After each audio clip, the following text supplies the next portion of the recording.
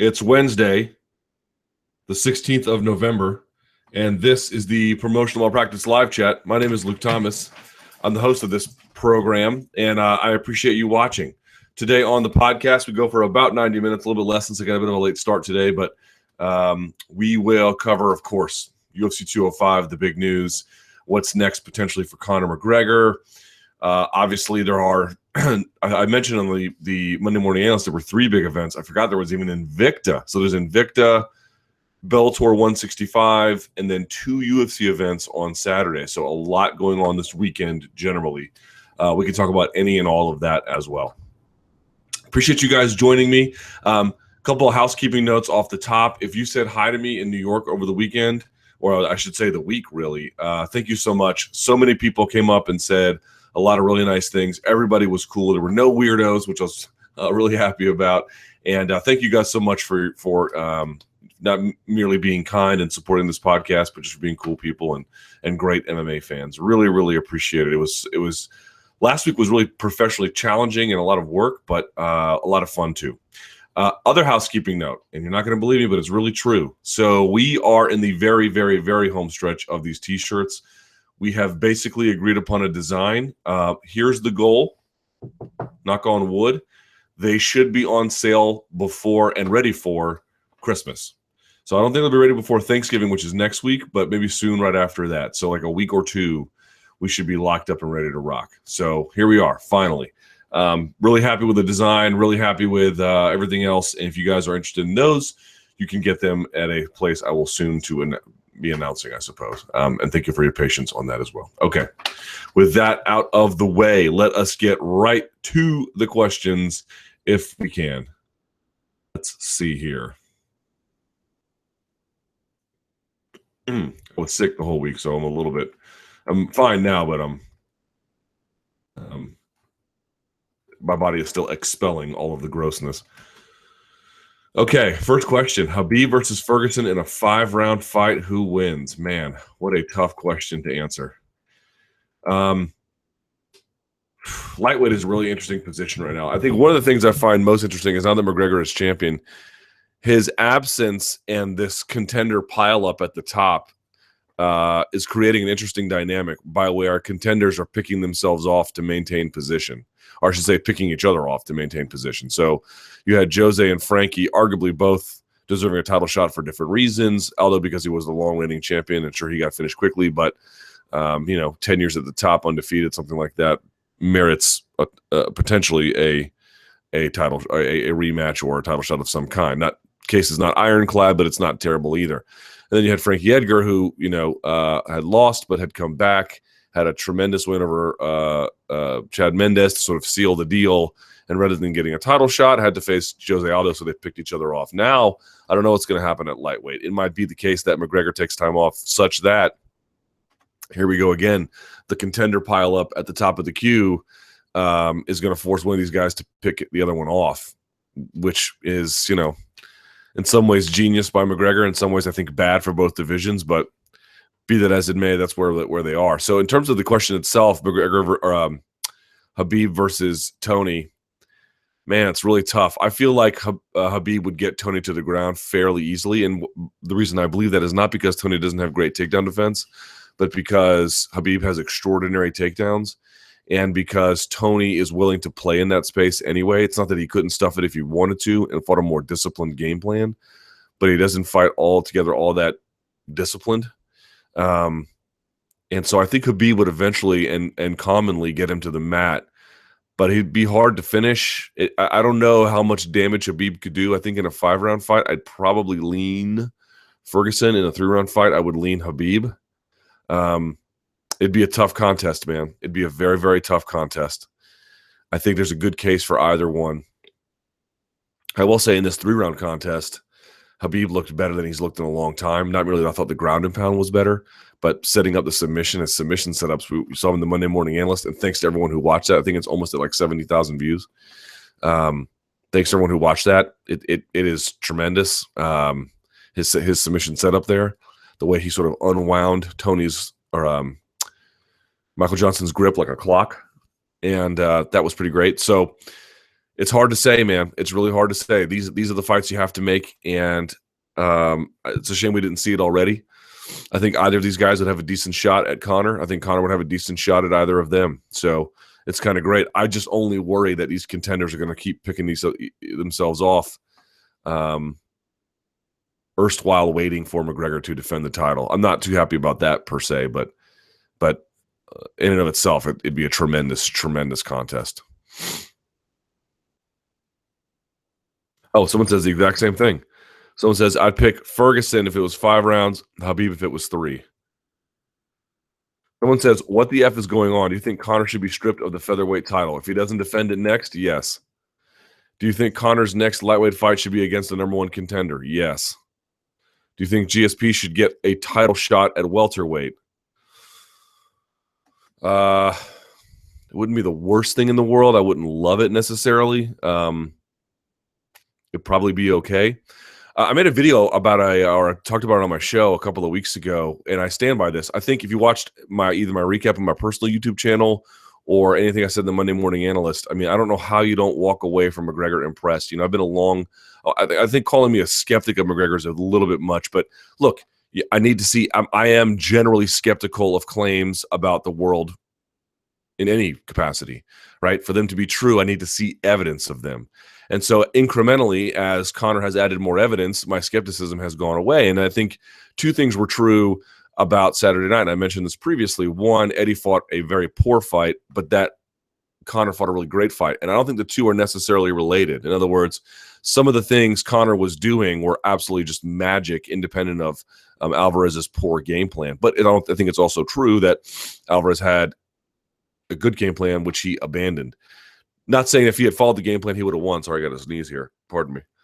Not saying if he had followed the game plan, he would have won necessarily, but it would have been a lot more competitive than, pardon me, than what it was, which is to say not competitive at all.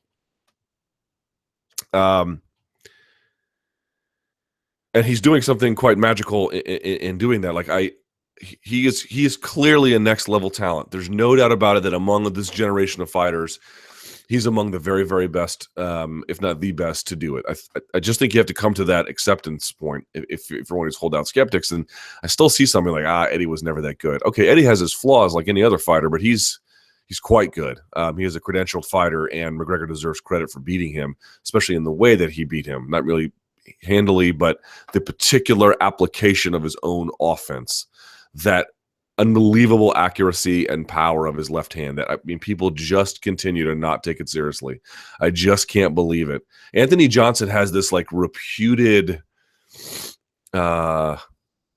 Like, you can't talk about Johnson without power. You should be talking about McGregor the same way. You should be talking about him the exact, not almost the exact same way, but pretty closely.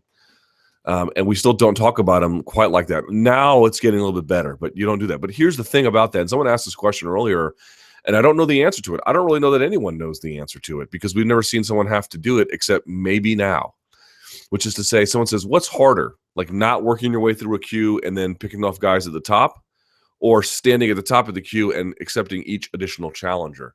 And I think on your face, I think a lot of people might, on its face rather, a lot of people might say, well, probably the former, right? Because you're fighting better guys each time. But I don't know that that's necessarily true. I do think there is, and I mentioned this before, something to be said about the fact that if you stand a post and you let each wave of contender come, holding that line is exceedingly difficult. Very few guys have ever done it. And that's the old, or I should say at least the traditional way of thinking about dominance in mixed martial arts. Not really consistency over time, but consistency over time, at least in a weight class, and then moonlighting occasionally in a weight class above, not really occupying the top spot in both.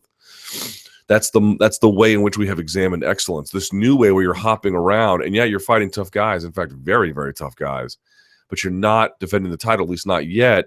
That's a very different kind of achievement. It's not a lack of achievement. It's just a different kind of achievement.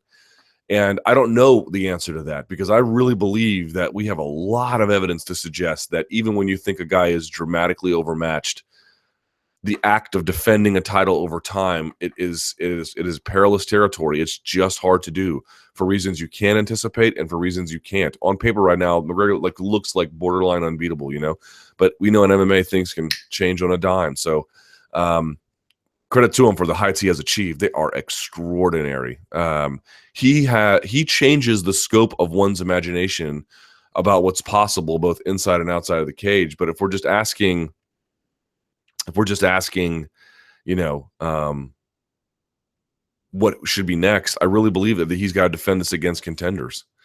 You know, taking the third Diaz fight to me seems like, I mean, absolute non-starter. And of course, I understand the market forces in play here. We all do.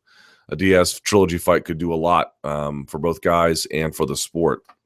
No argument. But it is absolutely not what is needed. Not needed at all. And I really believe that to fully grasp Conor's greatness, such as it is, doing what he's doing is a great way to look at it. But I think an even better way to look at it would be to marry what he's doing, and then let's start seeing you fight some other guys who are ready to take a shot at that title. Ready, deserving, at the top. Let's see what you got there. And if you can start picking those guys off, I mean, look out. Look out, you know. It would be a wild thing to witness. And I don't think it's beyond the realm of possibility at all. I think you can easily marshal a case for Conor defeating Khabib. You can very much more marshal a case for Conor defeating Tony Ferguson. These are not crazy thoughts at all. But, you know, how many times have we seen that what we think is possible in MMA and what we think is likely in MMA, a lot of times it's true, a lot of times it's not. So I just think we need to figure that out. And holding these belts while contenders pick each other off, I just think is, I just don't think we can allow that too much longer. But it's not up to me to decide. So there you go. Mounted crucifix. Why is this such an underutilized technique in MMA? It can be extremely effective. Are fighters not practicing that position move in the gym enough? Or is the defense against the mounted crucifix among all fighters relatively high, which is why we rarely see it attempted successfully? This is sort of like asking, why aren't Meow-esque Barambolos more common in jiu-jitsu? And by that, I mean as good as they do them. Because it's hard. It's a hard position to achieve. You have to be inside control. You have to be able to control the far arm. You have to be able to control the near arm. You have to be able to control the torso. You have to make sure the hips don't move like they're supposed to. It's very, very difficult to get into mounted crucifix. When you see Khabib do it like that, don't take that for granted. That is an extraordinarily difficult position to move into and to maintain. And not only to maintain, then to do damage from. Yeah, once you get there, it's a powerful position. Like if we just start in mount's a powerful position. But to get to mount, especially on the elite guys, is very, very difficult. So I'm sure people are practicing it, but the amount of energy it takes to get into it, if you're not extremely good at it, in terms of getting there and then holding it, might feel like a waste of your time. For someone like Khabib, who can shred your guard in a matter of seconds and can set it up from half guard very easily, it makes a lot of sense. But it's not that guys are not trying. It's that it's hard. It's super hard. To control another guy is very hard. And to control a guy who's trained is really hard. And to control a guy who's trained and really good at resisting restraint is extremely hard. You just can't take these things for granted. Just how do I explain it? If you went to a jiu-jitsu school and for 6 months, purple or let's say a brown belt, not even a blue, maybe a high-level blue even, put you in full guard and asked you to break it, there's a decent chance you wouldn't necessarily be able to. Not merely because you wouldn't know the exact ways to open the guard, or that they might be good at resealing it, or if you try, I mean, it's hard to break the guard from your knees. You always need to stand when you want to break a guard, at least in pure jiu-jitsu. And so standing up, they'll pull you right back down and sweep you. Like, it's hard, man. It's hard to break someone's guard. Now add breaking, then add passing, then add controlling, and then add the actual sliding the knee over, controlling the far side arm, and then adding damage. It's very difficult. It's very, very difficult. Khabib makes it look like, you know, you're just standing up out of a chair. Oh, anyone can stand up out of a chair except the totally infirm. That's just how he makes it look, man. Khabib, Ferguson, Aldo, or Holloway? Luke, who would you like for Conor to face next? Of those four, I'd rank it as such. Khabib. If Holloway beats Pettis, then Holloway. If not, then Aldo, then Ferguson last. And Ferguson might have the best chance of all of them, or not, depending on your perspective. But that's my ranking. If you have a different one, I can understand it, but that's how I see it. I just feel like Khabib is the guy who's ready to rock. Makes a lot of sense for him. I think it'd be a really interesting style matchup between the two. I feel like Ferguson would take too many risks with a guy like McGregor. Maybe not. Maybe Ferguson would blast him out. I don't know, but I feel like Ferguson has the style to beat McGregor in some ways, but then not the application of it. Aldo, I don't know if I'll necessarily like his chances, but let's make a point about Aldo and Holloway, right? People keep making who should fight. Pardon me. People keep making who should fight McGregor next a function of who has the best chance against him. And we can debate that. Maybe you think it's Khabib, maybe you think it's Aldo, maybe you think it's Holloway, maybe you think it's Ferguson. I don't know. But while that's an interesting question and an important question, and I do think part of the overall equation, that is not ultimately the defining question. And I keep trying to get folks to understand this, or at least maybe appreciate it a little bit more.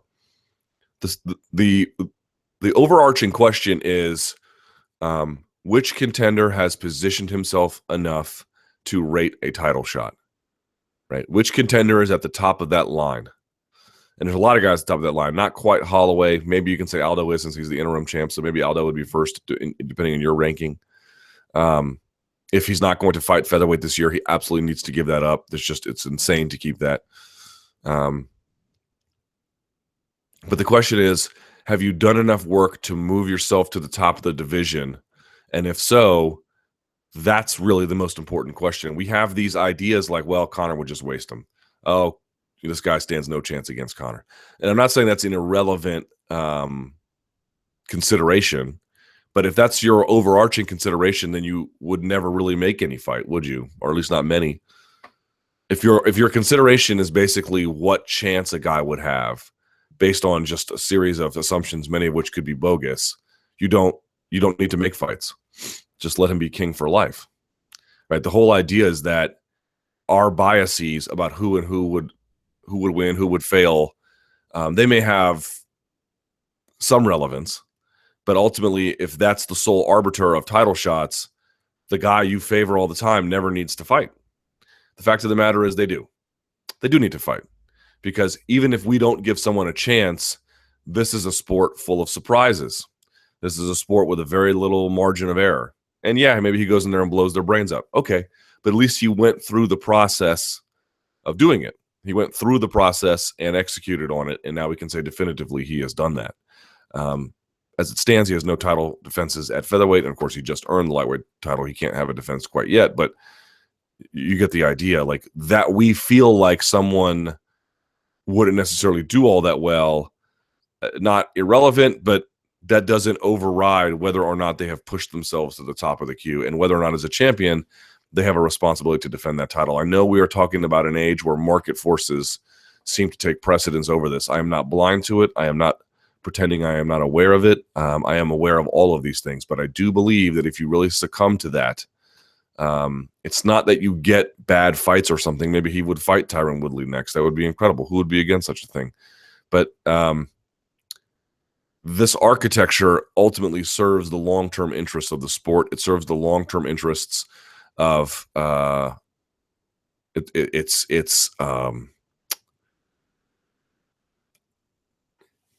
not merely in an abstract sense that it's better for the sport. It is helpful in designating and lining up. It is the machinery that makes everything move in a single direction. Conor McGregor has such control of the market forces that you feel like it's not necessary, but when he's gone, then what? You will rely on this to a large extent. You will rely on this skeletal system that is this contendership queue. It has value. It has meaning. It has significance. And I feel like just throwing the baby out with the bathwater because it feels like Conor transcends it. And in many ways, maybe he does. I just feel like is a bad idea. It's long-term. It's a very, very bad idea. You have to adhere to this to some degree. And, no title defenses basically in a year when you're healthy Not sure how much I think that's a good idea. All right. UFC 205, Woodley versus Thompson. 205 was incredible. A lot of people have come out with different opinions about the Woodley versus Thompson fight. Two of the judges scored different rounds, 10-8 for Woodley. One of the judges thought Woodley won, and the other one felt it was a draw. I'm curious what your reaction was to this fight and how you scored it. I think in real time, I scored it a draw. I have to go back and I haven't watched it again, but that was generally my impression. It was a draw. I had a 10-9 round one. You could have had a 10-10 there, maybe in rounds 2 or 3. 5, I thought Wonderboy won. 4 was a 10-8 for me for Woodley. So somewhere in there is about a draw or so. This person writes, I had scored the fight first round for Woodley, 10-9, second for Thompson, third for Thompson, fourth round for Woodley, 10-8, and fifth for Thompson, basically what I had. So I scored it a draw. Full disclosure, I watched this fight live, only that time and after a few adult beverages. This was an incredible contest. Let's see the rematch. Yeah. Someone says below this, and I think it's a great point, this is an incredibly hard fight to score. Yes, it is. Watching live, I actually was very convinced Wonderboy won, but upon watching it a second time in a vacuum, the only thing I learned to be true is this fight is so tough to score. Round 1 could have definitely been a 10-8 or 10-9 for Woodley. Rounds 2 and 3 were very close in the effective striking category, but octagon control would yield to Wonderboy. If it went down that far. Let's see. If you're saying damage was basically negligible, and effective aggression, who would have effective aggression in that one? I mean, it depends how. Woodley told me he purposely backed up. So then, what's the effectiveness there? You know, but 2 really was close, so I could see that going to Woodley, Wonderboy, or a draw justifiably in any way. Round 4 could be a 10-8, 10-9, depending on how you feel about it. Round 5 was pretty clearly Wonderboy. Agreed. Bottom line being, the scorecards being all over the place is completely understandable, and a draw makes sense. But depending which ways you lean, in which rounds, it could have gone either way. I mentioned this during the Michael Bisping fight, which I think will very much serves the same kind of purpose in illustrating. After you see a fight, it's not 1 or 2 scorecards that can reveal themselves to be justified. It can be 2 different winners, right? Here's why I think this guy won XYZ, you know, and so forth. And the math can pull you in 2 different directions. That's the 10-point must system. The 10-point must system allows for divergence to such a degree that neither person won or both won, or not both, but both depending on who you listen to, right? One could have this and then one could have that. It is so wide open and so broad and so, God, it pulls you in directions that maybe you don't even want to go. You might even feel like a guy won a fight, but you can't score it for him. In this particular case, I wouldn't have mind. And frankly, I don't know who did you feel won that fight when you watched it? Who felt like the winner to you? To me, it felt like Woodley after that 4th round shellacking. Like, who did the most damage to the other guy? You know, it's the same kind of thing. It's like Henderson had a couple of rounds, maybe that 5th round, and then sort of got pieced up a little bit in the rest of those. That's kind of what happened to Woodley and Wonderboy. Only difference is that Woodley, the 10-8 that he scored, really put a beating on him. And in many cases, you could argue potentially, I'm not saying it was definitive, but if they had stopped it in that striking blitz, I'm not necessarily sure I would have been upset with it. And I think if the roles were reversed, where if it was Thompson beating up Woodley, how many of you would be upset with it if they looked the exact same way? I'm not sure too many would be upset about it. If it was Conor beating up Eddie Alvarez, would we have been okay with the stoppage? I think we would have. It's pretty close. I don't think it's so definitive that there's no argument about it, but it's one of those things where it like basically passes the smell test. Now, credit to Wonderboy Thompson for hanging on. Wow, he's incredible, right? And I mentioned this on my recap on my personal YouTube channel. I see a lot of people always talking about karate guys as like slick and clever, and they have an interesting skill set, but they never really get credit for being tough. You know, they don't get the same kind of credit as like the mangled ear, wrestler, jogging in sweats at 4 a.m. in the Iowa winters. They don't ever get those kinds of credit, but they need to. They need to. Guys like Wonderboy Thompson is as tough as they come. and as skilled, frankly. I just think the interesting part about that for me is I've been marveling at it. I haven't had a chance to go back and watch it, but just thinking about it anyway, was that like I asked Woodley why he didn't take him down. He's like, I just don't know. Coaches were calling for it. I knew I was supposed to do it. I just didn't do it. But the fact that he was able to stand with him, and I'm not saying in each interval he was the better striker. A lot of what he was doing was, he told me he was backing up because he knows if he charged into Wonder Boy, he'd get chewed up. So he wanted to back up and make Wonder Boy come into him. That's why he was doing a lot of the backing up that he was doing. And so I you can argue about how effective it was, and he was moving away a lot of the times. He was not engaging in every single circumstance. It wasn't like two kickboxers clashing into each other over and over. But in terms of who got the better of the who, or in terms of who got better, you know what I'm trying to say. I'm sorry, guys, I'm sick. Who got the better of the other guy? I mean, it's not too hard to figure that out. Pretty crazy. Pretty crazy that Tyron Woodley was able to do that. I really thought that, I knew he was better than Johnny Hendricks, but I was like, how much better? I don't know. What's this really going to be like? Significantly.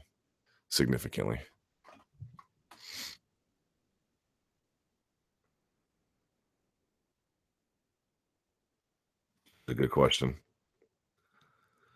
Wonderboy clearly didn't have what it takes this time. I don't get the obsession with seeing an immediate rematch. Wonderboy was nearly finished 2 ways, was outstruck by roughly 50% according to Fight Metric, taken down and more damaged. I would give Wonderboy 2 positives: cage control, yet fighting against the cage seemed part of Woodley's plan, and tenacity. He took a beating well and evaded that nasty submission attempt. But I have trouble calling taking a beating and that a positive. I'd be willing to bet the only reason Woodley was so gassed in the 5th was because he spent 3 minutes of the 4th in nonstop exertion brutalizing Wonderboy. Sure, it's a draw on paper, but does that mean we can't read between the lines? All 3 judges scored it differently, so clearly it was hard to score. But more so, I think it highlights the shortcomings of a 10-point must and the different interpretations of it. There are still huge inconsistencies on 10-8s. Woodley was the better fighter that night, and I didn't see anything to suggest it be much different fight in a couple of months. Let the fighters develop and have a rematch down the road when we are more likely to see a different and more distinct result. My initial thought was that a guy like Wonderboy can make more adjustments between the two, but actually feel like now I'm wondering if that's not correct, and maybe it's Woodley. Not least of which is because imagine if Woodley actually mixes in takedowns more and has a decent level of success. The interesting part to me about watching Wonderboy off of his back was defensively very sound, very thorough for the most part. Yes, he got beat on a little bit, but it's Tyron freaking Woodley on top of him, the welterweight champion. But there was just no offense. There was no offense from his back. It was just a lot of holding, covering up, blocking, controlling inside space, which is fine. There's nothing wrong with that. But it wasn't like Woodley. Did Woodley ever feel like, if I got to be really careful with my posture because I might get triangled or armbarred or swept? There was none of that, And contrast that with a guard like let's say Carlos Condit. Carlos Condit is always working underneath, always trying to take you off of your base, always trying to throw up a submission or something. He's always working underneath. That's a very, very different kind of guard.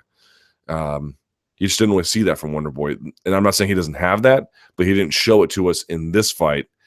And so I can see how Woodley, if he can get the takedown again, which again is maybe he can't, but I'm assuming that he can, that's another wrinkle he can add to this. And I really felt like also that takedown from Woodley really affected Wonderboy's willingness to commit.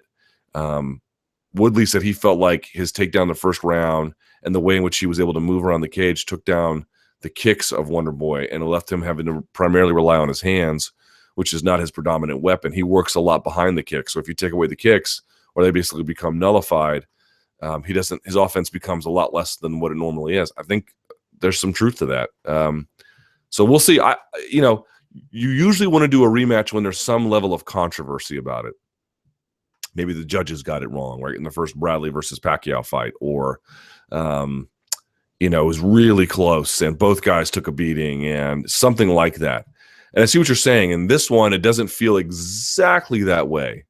What it feels like is that the scoring system didn't give us a chance to really rightfully anoint the winner. Maybe that's the case.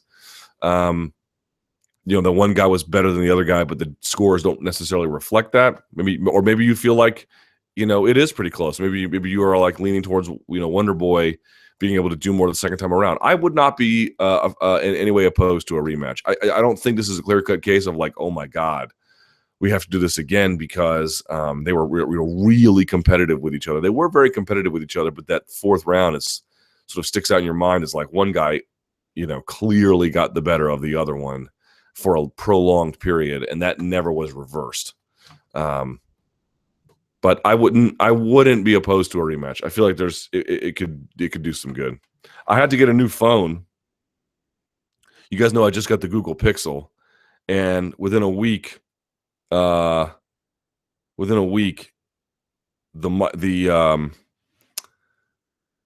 microphone died on it, so I had to get a new one, and now it works again. But I have to readjust all my settings, so that's a lot of fun.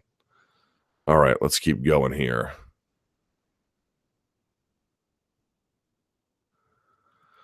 All right. What to do with a featherweight title?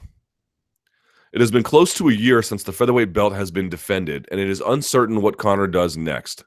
For how long can you keep the featherweight belt on the shelf before you have to strip Conor? I mean, I think this is pretty simple. You can say, all right, Conor, you want to come back when you want to come back, and they can figure that out about his equity stake or whether they're going to do that, whether they're not, I don't know, which is another can of worms. I kind of feel like it needs to be his next fight. If you want to have two belts, that means you have double the responsibility. You just can't have it both ways, man. We're just going to throw away these divisions and never let guys who are entirely deserving of shots ever get them. I mean, this is the magic of being a two-weight champion. Defend it, bro. Defend it. Let's see what you got. Like, I feel like getting up to this level is an extraordinary achievement. Anyone out there who's like, Eddie wasn't that good, like, sure about that. Eddie's actually really good and flawed, like any other fighter, of course. But Conor is amazing. Conor is a next level talent.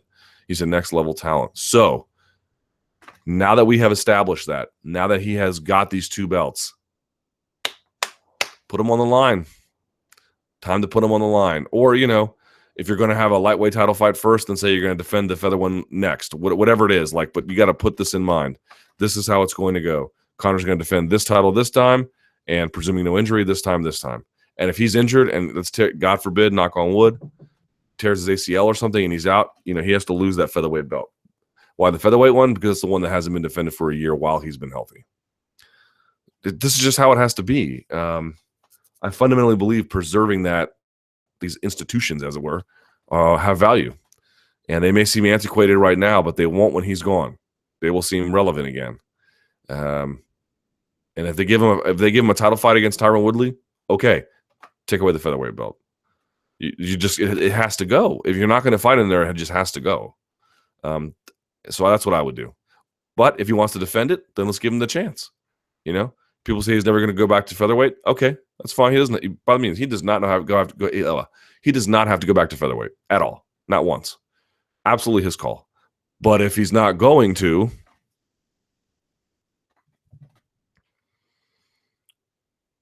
when will DC's legacy be considered greater than John Jones in the cage legacy? Man, that's a good question. I don't know if it ever will if he doesn't fight John. That may be impossible. By the way, you guys will be proud of me. I drank almost no soda last week. Some, yes. But I've substituted these for the afternoon, in the afternoon, I should say, for tea. I've been drinking tea now. Fat lot of good it did me this week, but then I was going to have some tea for this chat, but I didn't have a chance to boil it. Someone says, granted, DC lost to Jones, and Jones is virtually undefeated. But over the course of his career, is it safe to say DC fought better competition? He is undefeated at heavyweight and beat the likes of Frank Mir, Josh Barnett, and TRT Bigfoot. He also has wins over Hendo, Gus, Anderson Silva. And if he defends his belt next month, we'll have 2 wins over Rumble. Seems like with every new win, DC is coming that much closer to surpassing Jones's legacy if he hasn't already. Set me straight, Luke. I mean, the problem is he lost to John. That is such a... And he lost to John convincingly. I mean, it was close, but it was clear also who the winner was. Right? There was not a lot of dispute about that. And I think as long as that is standing, it's just going to be tough for him, especially as he gets older. Of course, they're both getting older, but I mean, like, really getting older towards that. How old is Cormier? He's like 37 or more. 37. Yeah, and he'll be 38 in March. Right? So he's a legit champ and championship material, of course, but I don't know what he's going to do to overcome that loss to John Jones. He would if he was like 28 or 27 and he had another several years to amass a resume, I think we'd have a different conversation. But considering his time in the sport is limited, I don't know that there's a whole lot he can do.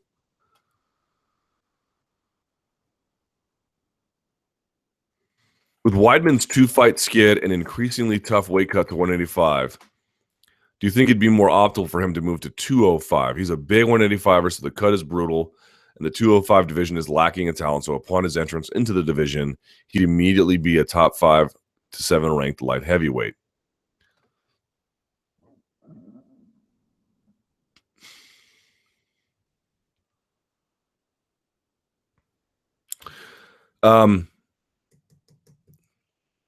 It's a good question. I wouldn't be opposed to it. I think whatever he does next, it needs to be an easy fight. And by easy, I mean someone outside the top 10. Right? You need to get back on your horse. And that's what I thought a Miesha Tate fight was against Raquel Pennington. But Raquel's gotten better, and Miesha just appears to be absolutely, mentally not in a space to be competing at all. But the thing about Yoel Romero is I see some people nitpicking, some of the things he's been doing, kicking when he wasn't supposed to and getting taken down. And to what extent has that been a function of training with Wonderboy Thompson or overestimating his skill set? Maybe. I don't know that to be the case, but that's not a terrible point. But for me, it's like Yoel Romero. I mean, Chris was doing okay in that fight. He didn't get all the takedowns he wanted, but he was making Yoel Romero work, which I think was wise. He had mostly stayed out of danger. I thought things were going his way for the most part. You could have had it, it was competitive at a minimum, right? Heading into that in that third round. And the interesting part about Yoel Romero, it's hard to game plan for him because he can physically act on and do something in the blink of an eye that he hasn't been doing. He can absolutely leap into a position. He can get out of the way. He can counter. He can just do something where there's just no way to prepare for it. Now, certainly Weidman shot from too far away without setting it up. Romero read it and made him pay for it. And that is not necessarily all that uncommon in mixed martial arts generally. We have seen similar things like that happen to a whole range of fighters. But the devastating way in which he's able to do it, these are things you typically see in lighter weight divisions, not the heavier ones, right? That's what makes it unique. He moves when he needs to. Now, not all the time, but when he needs to, he moves like a bantamweight. And that's just super hard to prepare for, man. I thought Weidman had a good game plan for the most part. I thought trying to take away his cardio with kicks to the body and jabs to the body and trying to back him up and make him wrestle, even if he didn't get the takedown, just make him wrestle. I thought all those things were pretty smart. I didn't think that was a bad game plan. It didn't matter in the end. Like this is my point. Like Eddie Alvarez was like, I didn't follow the game plan. And I'm not saying that if he had, he would have won. In fact, you can look at the case like Weidman, who did follow the game plan. And he made one tiny error where he shot in from too far away with no setup. And Romero, a.k.a. Hercules, demolished him for it. Absolutely demolished him for it. And all it takes is that, man. When it's crazy. Romero doesn't apply a lot of offense. But when he does, it's TNT. It's TNT. It's crazy. So if I'm Weidman, and I didn't think he physically looked, I'm not saying he looked out of shape, but he didn't, and he never looks crazy muscular, but I didn't think he looked as muscular as he traditionally had. I'm not sure why that is. So if I'm him, I'm thinking about light heavyweight just to see how it goes. or I'm definitely thinking about rebuilding at middleweight. These guys don't ever want to do that. They want to be like, I want to get right back in there and get the toughest challenge. We saw it last weekend with RDA and Ferguson 2 weekends ago. It's a bad idea. Take time, build, rebuild, work on something as you have time to beat opponents you know you can beat. Work on other skill sets. That's what that gives you time to do. The benefit of going back in the queue is that as you rebuild through it, you develop something new by the time you reach the top of it. That's what you want to be able to say you did. And when you just try to jump right back at the top, you don't ever give yourself a chance to rebuild or add a new wrinkle. And in fact, if you're RDA, you took a step back in many ways, you know.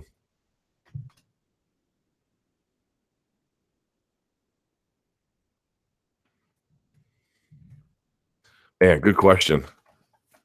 Misha Tate legacy. Luke, in the wake of Misha Tate's retirement, how will you remember her? Also, do you think she'd be better as a UFC on Fox analyst or a coach? I don't know. I don't know how much she wants to be around the sport for that matter, much less on TV about it. She was good on TV. It'd be nice to have a different voice on there. She was pretty good, right? So there's that. Her legacy. Well, she's a bit of a pioneer. She was one of the early faces who achieved championship status. She was only the third ever UFC women's bantamweight champion. She's one of the most important figures in the development of the women's division and women's divisions in the UFC. Whether or not you want to call her a Hall of Famer depends, I think, on your perspective, but I suspect she'll probably get entered either in the pioneer wing or something else. And although, you know, there's women who came before her. I'm not saying she was, you know, the first or something. She's not like a Dan Severn or Horace Gracie, but you get the idea.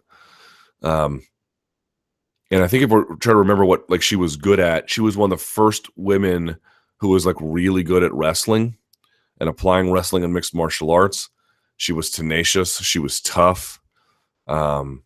She made a concerted effort to market herself. You know, she obviously understood whether or not you are in favor of this fact that how you look in this sport physically, and this is true for both genders, but especially true for women, how you look in this sport can determine a lot for what kind of opportunities you might be given both inside and outside of the cage. I think she understood that and used it to her benefit, which I don't in any way blame her for. And she had a series of classic rivalries, you know, the biggest one, of course, being with Ronda Rousey. But nevertheless, even when she lost, like in the case of Kat Zingano, she put forward incredible fights. Her comeback win against Holly Holm to win the championship was absolutely remarkable. My favorite fight that of hers that I tweeted out was probably, you know, she got smashed by Caitlin Young. People forget that at hook and shoot. She got head kicked right in the face, and she just kept getting better, man. She just stayed like, it's amazing that she broke when she did, because, or whatever you want to call this current episode in her life, because what her hallmark was never breaking. It was never breaking. That's what made her pretty special.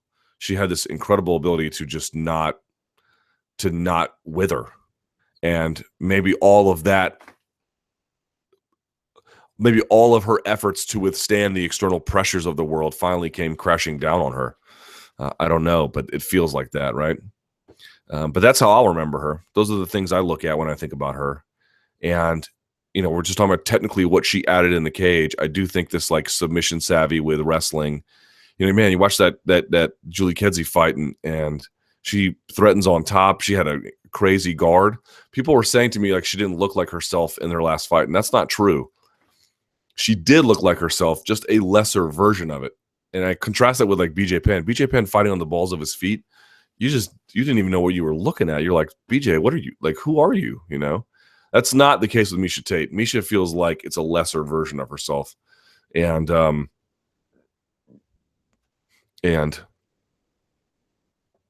think as long as that's the case, where she's not able to bring her best to bear, she's only 30. You know, I tweeted this out on Saturday night. If a retirement feels early, then maybe it's right on time. You know, maybe that's the case with her. Hard to say exactly, but that's how I'll remember her, as a pioneer, as somewhat of an innovator, and someone who exemplified many of the things we had up to that time associated with sort of the tougher males, this like incredible ability to withstand punishment or just sort of bad circumstances. Generally, a real perseverance, and someone who made a great foil for Ronda Rousey. To be honest, their rivalry helped women's MMA. It helped that season of The Ultimate Fighter. It helped their careers individually. Like, she was a big part of that. So yeah. Conor demanding equity in the UFC. Surely you can't give an active fighter equity, right? Though I think many people have dreamt of giving. Many people have dreamt of fighting their boss in the ring or octagon. The fighter-owner mix-up raises a lot of issues. What do you think? So people are like, wouldn't there be a conflict of interest? I mean, it would depend. I could see a circumstance where they give him a share, and it's a non-controlling share. Like, you don't have the ability to vote on anything or fire anyone or hire anyone, but you could have come here, buddy. Barbus is here. Say what's up, man. Yeah. You could have a non-controlling share. You could have a share of the company where you have an ownership stake, but you don't really have a stake of executive leadership or anything managerial or anything in those kinds of roles. You merely are, you just sort of collect dividends essentially from that ownership stake based on earnings. I could see that kind of scenario. I don't know what they plan to do, if they plan to give them that at all, but it's not necessarily a conflict of interest. Now, it necessarily raises the question, though, if Conor is going to be having an ownership stake, he's going to be wanting even more, perhaps, to fight money fights rather than appropriate fights. I think that gives me a measure of concern, right? If he knows the UFC makes more money when he makes more money, and then when the UFC makes more money, then ultimately there's sort of this reciprocal process, essentially. He might very well try to decide that, a Nate fight makes more sense than a Khabib fight. I would very much be against something like that. I really feel like we cannot lose everything about this plumbing that is the ranking system merely for short-term gain about things. I understand why it would happen if we didn't, but I just feel like abandoning it right now is not a good idea.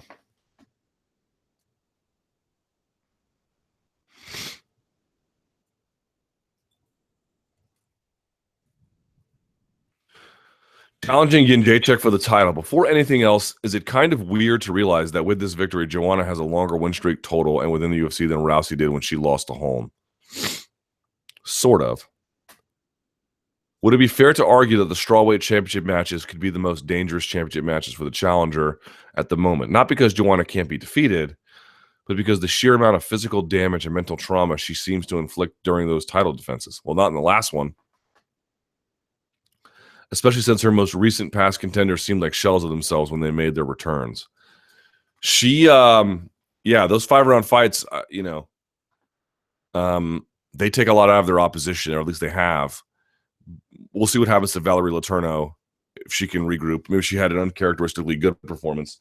I think there might be that as well. Like, how much of this is just these women having, fighting up to the moment, and then as they fall back to the normal, it looks like they've degraded in some ways. Now, I do agree Carla Esparza hasn't been the same, but we'll see if she can regroup and get things together. Same with Jessica Penny. They got brutalized, but those are the two finishes. I'm not of the belief that Kovalkiewicz is going to wear this damage particularly poorly in a kind of long-term sense. I think she'll be right back in the middle of things. I don't know when or against who, but and she's, especially tough. Okay, fair enough, but I'm not overly concerned about it. But yeah, you don't want to be in a 5-round war where you got outclassed and beat up, even if you somehow managed to last.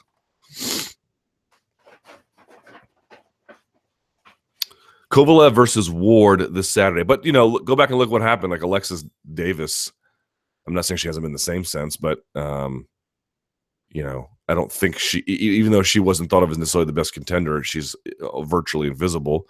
Kat Zingano hasn't been the same. Miesha Tate retired. She won the belt, but, 4 months later retired. Holly Holm hasn't looked all that great. There's something to be said for strong performances in championship moments, but being consistent against those top contenders. I keep saying it time over time. It's hard to do, man. It's just hard to do. The contenders that come up, man, they are, that's the opportunity of a lifetime for them. And it's just another fight for you. And if you're really, really good, then that's not a big deal. But if you're not super sharp every time,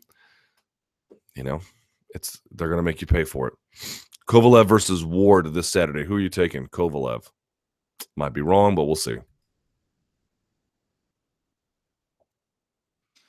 Someone says, oh, did you see the Telegraph article? This was the headline of this Telegraph article. Ready for this? I love this. Do not be fooled by Conor McGregor. UFC is the sadistic Donald Trump equivalent of elite sport.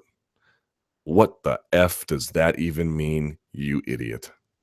Written by Jonathan Liu. Jonathan Liu has been triggered. Give me a break, dude. Let's see what else this guy's written. Let me look at his bylines. Meet Sarah Hunter, the best women's rugby player in the world. England 18, Australia 36. Wade Bennett's side limp out 4 nations as Aussies march into final. It's fairly standard.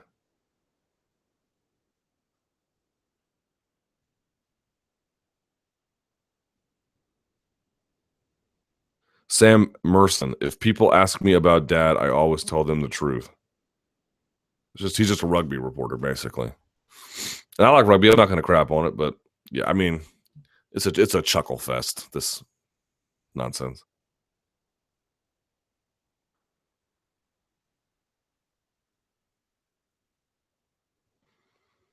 Could an argument be made that Conor took more damage in 13 seconds with Aldo than in 8 minutes with Alvarez?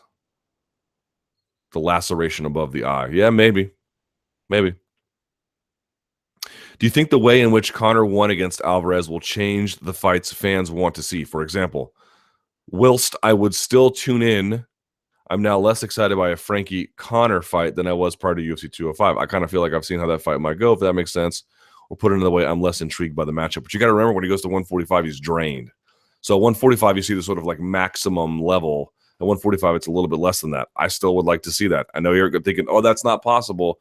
This is a sport where it is very, very foolish to dismiss ideas as, you might call it improbable, but to call them impossible or not worth taking seriously. You have to be very, very careful about that, man. You have to be very careful about that. And you might favor Conor in that fight. Frankly, I would favor Conor in that fight too at this point. But I'm telling you, you never know. I like the new post-fight podcast and know you were looking for a name for it. Can I suggest Luke's Dog and Pony Show? You may suggest it. I will decline that name. Finally, we should all wish Eddie the best in Siberia, keeping Aldo company. Well, that's a nice thing to say. Seeming push for McGregor Diaz 3. It felt like coming out of there, the big push was for McGregor Habib. Even Boss Logic, now he made another poster for Diaz too, but he made that nice poster for Habib versus McGregor. That's my pick if they have to do one next, and then they're going to guarantee a featherweight title shot after that. But I don't know what they're going to do. That would be the next fight at lightweight I would want to see. I'll put it that way. What do you think the reaction within featherweight and lightweight divisions will be if McGregor's next opponent is Diaz? Anger. And who could blame them?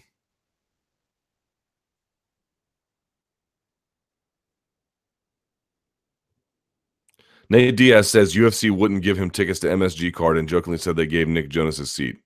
Thoughts? I mean, turns out he was there. He got in by hook or by crook, right? So, Luke, are you ever going to have a kid? I hope. Or is this podcast your baby and we are your misfit children? Whatever you would like to be. Luke, what time do you defecate in the morning? This is a real question.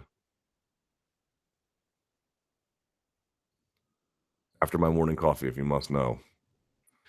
UFC Fight Night 99, Hall Mousasi 2 versus UFC Fight Night 100, Bader Little Nog 2, and Bellator 165, Bendo Chandler. Luke, which of these 3 events is most worthy of a watch this weekend, in your opinion? I'm actually most looking forward to Bellator 165. Now, I normally don't say that. It's because Hall Mousasi 2 is awesome. Bader Little Nog 2, I'm not all that in favor of, although that card also has, for example, Gadelia versus Courtney Casey. But it's a lot of filler on both of those cards. And, of course, there's a lot of filler on the Bellator card. But this card has MVP, Bendo Chandler, and it's got Adam Piccolotti, who was supposed to fight Jordan Parsons back in the day, a guy out of AKA, black belt, young guy. I think he's super talented, and this is a nice fight for him. So there's actually a lot on that Bendo Chandler card I kind of want to see. And I don't know, man. I got Benson Henderson on my radio show today. It's a tough fight for him, man. It's a very, very tough fight for him. You know, not everyone can go from lightweight to welterweight. Some guys can, but Koreshkov losing the way that he did against Lima, and then the way he fought against Pitbull, I think there's some questions about, you know, where Benson Henderson is at, and Michael Chandler's probably going to help us figure that out for sure. But let me go real quickly. UFC Fight Night. There are some good fights on all of these cards. As a matter of fact, I think it's on this card. Yeah, 2 good fights on the prelim card. 3, I guess, for UFC Fight Night 99. McCall versus Siri is great. Horiguchi versus Bagautinov is great. And then the other one, actually, there's another one. And I'm looking forward to Kevin Lee versus Magomed Mustafayev. That's a tough fight for Kevin Lee. And Justin Ledet is back against Mark Godbeer. Looking forward to that. Plus, on the Nogueira card, Pedro Munoz versus Justin Scoggins, Varley Alves versus Kamaru Usman. Those are also good fights. So lots of good action. But that Bellator card is actually surprisingly good. On first impression, most people think Yoel Romero starches Bisping, but I've seen a lot of MMA analysts say otherwise. Bisping doesn't really engage in grappling and wrestling exchanges. His cardio is as top-notch as ever, and he strikes in volume from the outside. The only issue for Bisping is his compromised chin. What do you think of the matchup? I agree with most MMA analysts then. Hang on.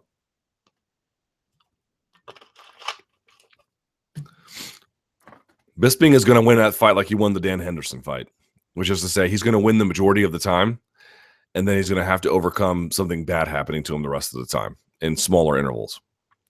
Because Romero, as I mentioned before, can move like a bantamweight when he wants to. He can throw you around. He can strike you. He can cover distance. He has extraordinary power. He's a specimen. He's an absolute specimen. And but he's just not as he's not as exhaustively talented and as disciplined a fighter as Michael Bisping. So Bisping's going to do exactly what you said. He's not going to get tired. That jab's going to be right in his face. That cross is going to land. He's going to get out of the way a lot. And he just has to watch out and be able to recover in the event that He-Man decides to attack the Skeletor with the power. I have the power of Grayskull or whatever, and that's about it. I mean, there's no way to predict the way he's going to move. You know, you look at the Machida fight; it's sort of a similar thing. He's devastating with knee attacks. Okay, we can say that generally, but he can launch himself in these unpredictable ways at unpredictable times that there's just no way to anticipate. So, like, if you feel like that would get the best of Bisping, I think that's a fair thing to think. But I also think it's a fair thing to think that Bisping could manage himself. He's been in situations against guys like that before. And if it moves to the 4th round and Romero is tired, he's a much more manageable, task. That's a very winnable fight for Michael Bisping. I'm not saying he deserves to be favored or not. I haven't really thought about that, but it's a very winnable fight for him.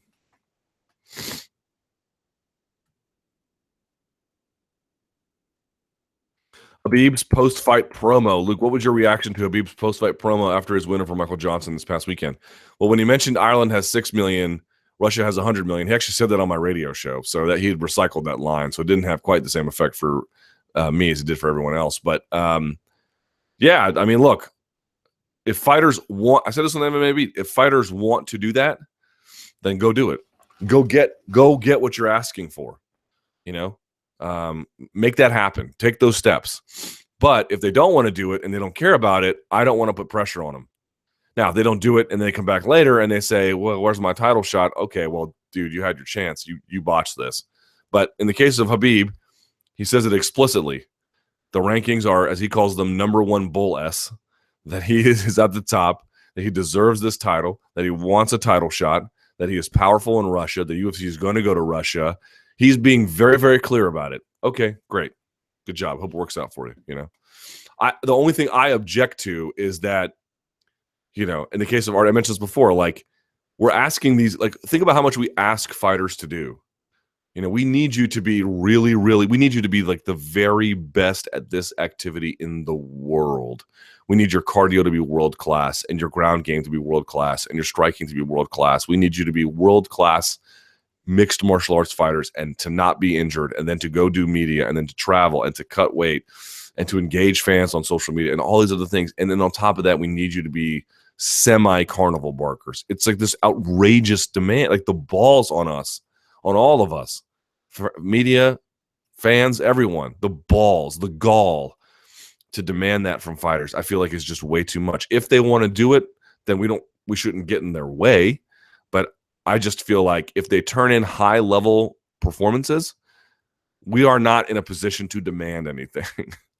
And I get the way that the market forces work, that is, if you engage in that territory and you're good at it, it pays dividends. Okay, I'm not fighting against it, but that's the other thing. By the way, one more comment about Romero, and I know this might upset people, but this is a thing I've been making. Now, I want to make a point about him. If you go back to his USADA case, they eventually settled, and I think USADA settled because they realized they didn't have much of a case. Now, he did violate the strict liability clauses, namely that you are responsible for whatever goes in your body at all times. However, it was, while we have no official findings, the fact that they settled means they realized, and the fact that they did their own independent sample collection and independent testing of the substances that he tested positive for, the supplement, indicates that he had an argument that he did not know this was contaminated. The stuff that he was using was then added to the not prohibited list from WADA, but sort of like I think they call it like the 911 list or something, but this list of supplements you should avoid if you're under USADA testing. So all's well that ends well. He was only suspended 6 months, no big deal. This is a guy who's been under Olympic testing for about 20 years or so.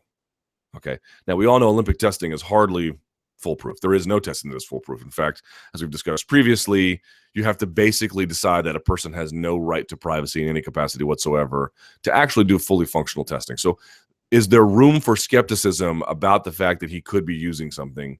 Of course, you are allowed to hold that. But I'm going to say this guy's been tested under a system, however, its flaws that are significantly better than what we've had up to this point in UFC. And apparently people think he's still using under everyone's nose. His physique has not changed at all over the years. He has been bricked up forever, and he continues to be bricked up. To me, the much simpler explanation is, could he be using? I suppose. The simple explanation is that he is absolutely a genetic marvel. He's a genetic marvel. Okay? The guys who cover wrestling professionally, now I don't mean professional wrestling, I mean amateur wrestling, the guys like Flow Wrestling, whatever. I'm not saying those guys in particular, but guys who have worked in that field have told me before he was ever doing MMA that guy was maybe the best athlete in all of wrestling, in the world of wrestling, which is global and has an extraordinary participatory rate. And that guy's their best athlete, maybe, arguably, one of them. The knock on him apparently was that he had a fairly low wrestling IQ, that he didn't always make good choices, but he was such a physical beast that it was impossible to get anything. This is one of my points I've been trying to make for a while. Like, it is clear that performance-enhancing drugs provide benefit, but it is also clear that if you are born winning the genetic lottery, it confers an amazing benefit. There aren't enough steroids Chris Weidman could take to equal the athleticism of Yoel Romero has naturally. And everyone wants to make this argument about sports should be fair. There's nothing fair about them. This is a game or a sport or an activity that is suited for the genetic lottery winners, and even among them, the higher winner ones tend to just do better. There's nothing fair about it. Oh, well, he was born that way. You mean he was born with an insane amount of advantages? Most of the time, we are used to seeing guys born with, relative advantages. And then when you see a guy born with athletic advantages that you can barely wrap your head around, that you can't even believe are real. And there's not many Yoel Romeros, but nevertheless. And everyone wants to lecture me about what's fair. You're letting a guy in who is nothing like the rest of us, nothing like the rest of these UFC athletes. But we got to make sure it's fair. Okay. You knock yourself out.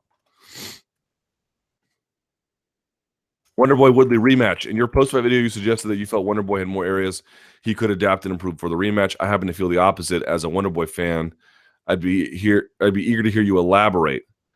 Well, I mentioned before. Now that I've rethought it, I mean, there's definitely things that Wonderboy can do differently, but I wonder now if Woodley decides to mix up the takedowns, that would be a substantial difference. That would be hard for Wonderboy to counter. Of course, now unless he stuffs them, of course. McGregor, Habib, and the mental game. Someone says they watched the Monday Morning Analyst. Thank you for doing that. Something I was curious about, though, is that I've thought that one of Conor's greatest strengths in fights, outside of his great skill, of course, is his seeming ability to make the opponent fight in a way suitable for Conor. Very true. With that in mind, would one of Habib's strengths against Conor be that, like Nate Diaz, Habib seems to know exactly what kind of fighter he is and commit to that approach? I will say that one of the things that benefits Habib going into any potential McGregor fight is his simplicity, right? I keep saying to all these guys, how many times did we discuss it on this chat? Eddie Alvarez on my show, I asked him, how much of a 25-minute fight can you wrestle? He said about 15 minutes. Okay, how long is Conor McGregor good for before he gasses? 8 or 9. Do the math. And he had those shots from the outside in open space were terrible. I don't consider that a great demonstration necessarily of McGregor having great takedown defense. I will say McGregor has good takedown defense against the cage. He was top notch there. So I will give him credit for that. I thought that was excellent. But open shots that with no setup from far away, he should stuff those. That doesn't it doesn't mean he has bad takedown defense, but that doesn't tell me he has good takedown defense. What tells me he has good takedown defense when he was against that cage and Eddie had an underhook. You give Habib an underhook there, it's curtains for you. I don't care who you are, it is curtains for you there. But Eddie, even with that, is still a pretty good fence wrestler, and he could get nothing going. Like, it wasn't even close. So to me, that was an indication he had a great takedown defense. But the mental game, Eddie looked to me fine all week. I didn't feel like that was ever an issue. I feel like one thing these guys can't figure out is that they're going to get a McGregor who's going to look like this, right? Who's just not going to say anything, or he might say, he might taunt you, but he's not. All these guys are used to other guys who are frenetic about it, who are, trying to stay calm. He doesn't have to try to stay calm. He is calm as a bomb, man. Calm as a bomb. He is in the moment there completely, so focused. And these other guys are not used to doing all the press. They're not used to these dramatic weigh-ins. They're not used to these entirely huge crowds and these lights. A guy like Eddie Alvarez has 13 years. He never had 13 years like that. There was no part of it that was ever like that. And I feel like that moment kind of got to him. Plus, these guys have pride. They keep underestimating Conor McGregor. They're like, oh, he boxed me up. Now I got to go box with him. No, don't do that. Just admit at boxing range you're hopeless here, because that's how good he is. When he's got his dukes up here, you are not going to match him at lightweight or featherweight. It's not going to happen for you here. So somebody like Habib, who knows this mostly, that simplicity, that Demi and Maya simplicity, like, I'm just going to jab till we get in range, and then I'm going to stick to you like glue. That, I believe, absolutely does aid him. The problem is, of course, distance closing itself is a skill. Getting in tight with somebody is a skill. Figuring out how to negotiate that space is a skill. You saw Eddie coming in with crosses and then McGregor slipping, sliding, stepping out of the way, and then coming right back into the space and crushing him. Not only is he tall and lanky, I think a 74-inch reach or so, he uses all 74 inches of it. He makes perfect use of it, right? Guys just aren't used to that. You're not going to win there. Conor McGregor is overrated. Yeah, I mean, he's got some holes in his game like everyone else does. He is so not overrated, gentlemen. He is so not overrated. You have to admit it's not going to go well for you. Now, if you want to strike with him later when he gets tired, okay. If you want to strike with him later when he's hurt, sure. But you need to put in that work. I cannot believe we talked about it on this podcast. And I told you, I was like, I don't know what Eddie's going to do, man. And sure enough, he doesn't do it. I mean, they got to be on him. Look at what Randy Couture did on James Toney. Now, James Toney, of course, is not going to have the MMA footwork that Conor's going to have. But, he was on a John Smith low single, right? You're cupping the back of the ankle, and with your shoulder and your head, you're driving them out at an angle. That's what a John Smith low single is. Cup in the heel, everything is here, and you're driving them over. Okay? That's how low he was on him. He wanted nothing to do with it. That's what you have to have with Conor. Now, you have to be able to get in on Conor, but once you're in on him, that fear of him, you need to be not like so afraid you don't fight him, but you need to be afraid of that left. Afraid.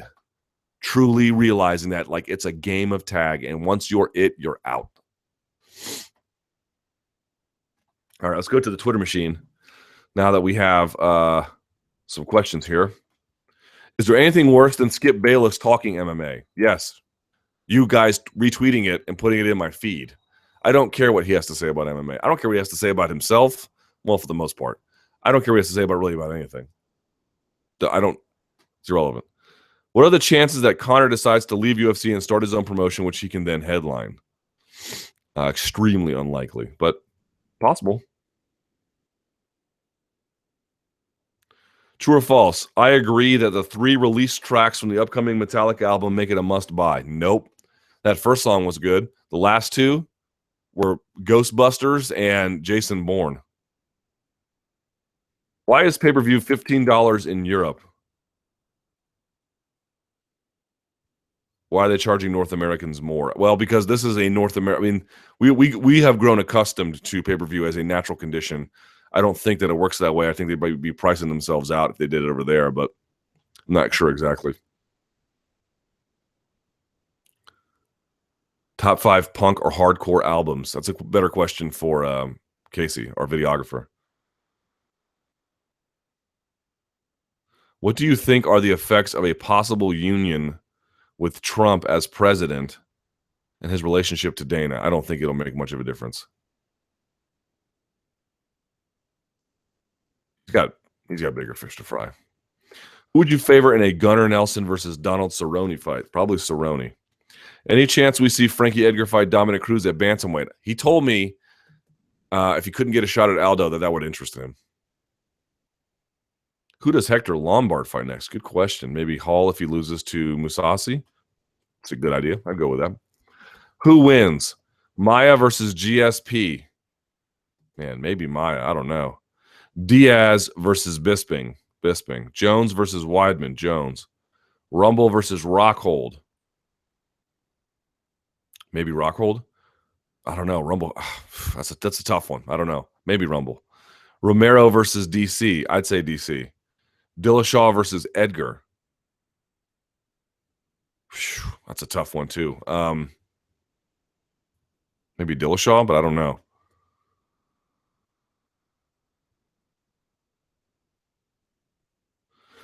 Conor repeatedly hit Alvarez with his left. I don't want to see Conor versus Aldo too. Does Aldo pose any different threats? I think Aldo ultimately doesn't have a style that's going to allow him to defeat Conor, but that's not always the point of why you make a fight. If we just assume that what we think is going to happen, we are missing we'll be wrong half the time, literally half the time, and B, a lot of guys who are deserving of an opportunity won't get them. It's not about what we think is going to happen necessarily. Now, of course, when you get to dramatic extremes, that matters. But if the guy's the interim champ, these are fights that need to be made. 3 Musketeers or Snickers? Snickers. Dylan Dennis makes his MMA debut in the UFC in 2017. False.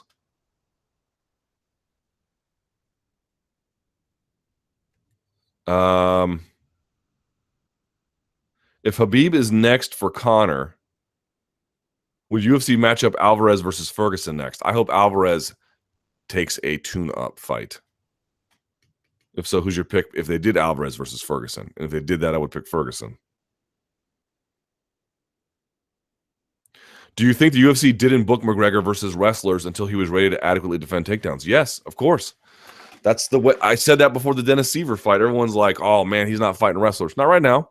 But you can see incrementally he's getting better. And by the time he has that title, which eventually he's going to get, probably, or at least to be in that atmosphere, he's not going to have a choice. Everyone at that point is basically going to be a wrestler, right? And you're seeing the fruits of that labor now. It worked. Special people get special treatment, right? Who Who is going to break the news to Khabib and Tony that they are going to fight each other in the first quarter next year? They might, man. They might. And that'd be a sick fight. But it's just these contenders picking each other off. Why do people disregard fighters who don't call out other fighters after a win? Isn't authenticity key? I mean, they just want to see them look, they want to see these fighters get what they believe they deserve. Nothing wrong with that. I just feel like we put an insane amount of pressure on them, and I don't want to do that anymore. Is it possible that Conor could return to featherweight and not fight Aldo, who's interim champ? Seems absurd. Man, at this point, anything's possible. Do you see it as disrespectful for people to call Conor the greatest of all time of MMA? Disrespectful? No. A little bit delusional? Maybe. Who would be a bigger loss to the UFC, Joe Rogan or Dana White? Dana White. You recently called deadlift the king of the lifts, not squats. Why is this? Because the deadlift engages many more muscle groups than squats. Luke, will it be easy to get a t-shirt in Ireland? I don't know, but I will do my best.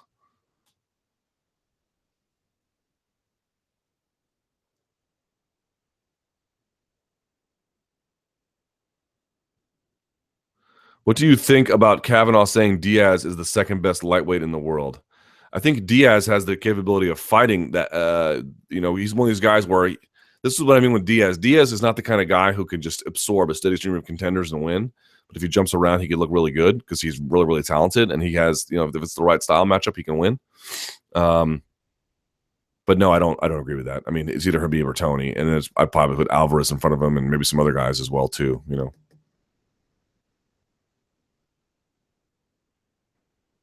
Let's see.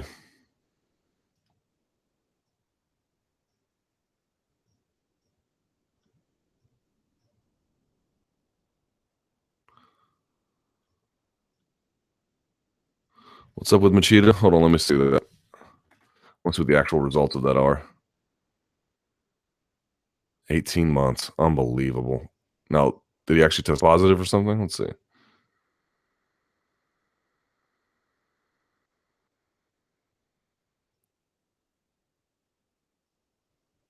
Ooh, we got to fix that. 7-keto DHEA is not a steroid.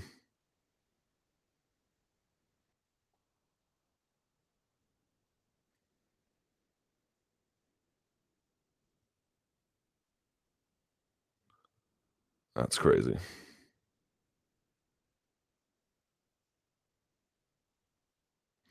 Substance 7-keto DHEA increases metabolism, weight loss, and has anti-aging effects. Yeah, all of those are disputed. You got to test the Machida sample, and it came back with an elevated 7-hydroxy to DHEA ratio. It's a molecule, but it's not a steroid. I'll talk to Mark about that because that ain't true. All right. Okay. McGregor will earn $100 million or more for one fight in the next 12 months. Probably false. True or false? John Jones will never hold UFC gold again. I will also say false. I think Bisping can take the fight into deep waters like the 5th. He can beat Romero. True. Look, do you see all the changes in the UFC? Do you see Dana still being with UFC by the end of 2017? I do, but after that, I don't know. Seeing as MJ rocked Khabib, he didn't really rock him. Would Khabib have trouble closing the distance against McGregor? Absolutely. No doubt about it. How's the cold? How are you feeling today? Better, but not great. Luke, is Romero's blend of speed, power, and explosive athleticism the blueprint to perfect MMA grappling? No. What would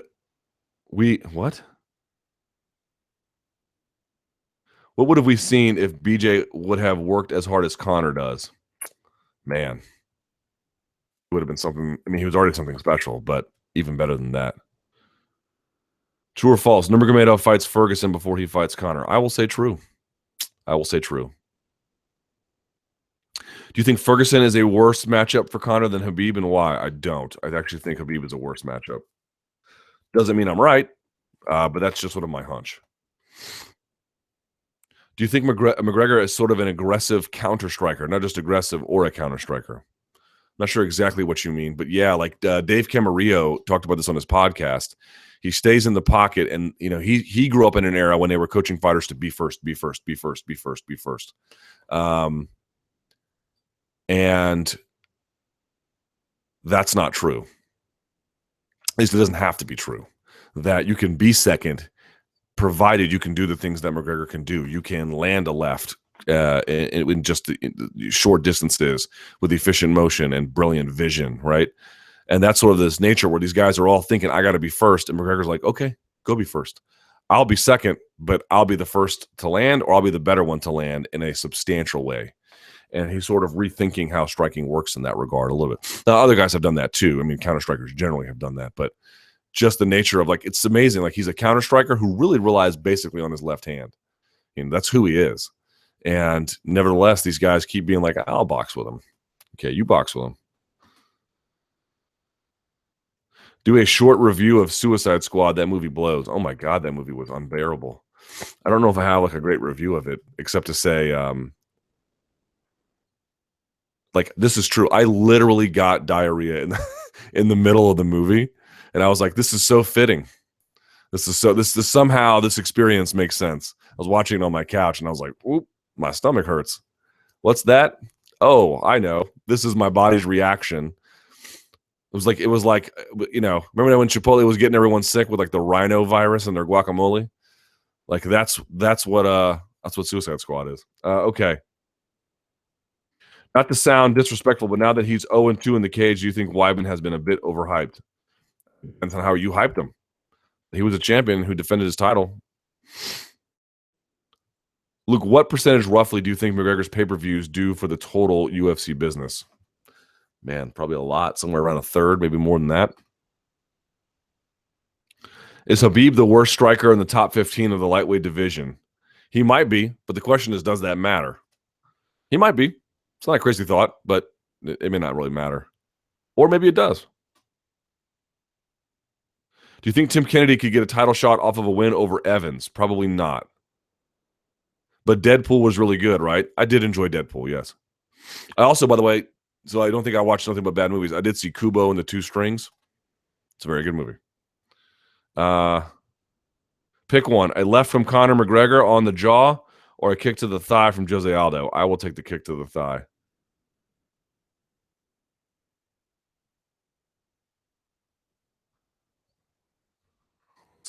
Anything else?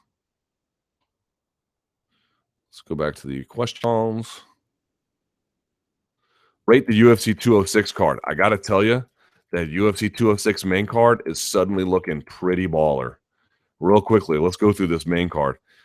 Cormier versus, I'll put Cormier versus Misha Tate. That's not right. Cormier versus Johnson, great. Max Holloway versus Anthony Pettis, great. Don Cerrone versus Matt Brown, great. Cub Swanson versus Doo Ho Choi, great. And now you've got Kennedy versus Evans, also great. So that's a great main card. Like, I don't know how it's going to do a pay-per-view, but it's decent. And then last but not least, Luke, what do you prefer, proper analysis or a mosh pit with drunken Irish fans? You mean me personally? Personally, I don't like being touched. So I would have to just start swinging on the Irish if they did that to me. But, that's just me. Might have to give him some of that McGregor left player. All right. Thanks, everyone who watched. Please be sure to like this video and share it around. I'll put the podcast up on SoundCloud and iTunes here shortly. I appreciate it. On my show today, I've got Wonderboy Thompson and Benson Henderson, 4 p.m., Sirius XM 93. So thank you so much for watching. And guys, we'll have the T-shirts out pretty soon. You guys are the best. Until next time, stay frosty.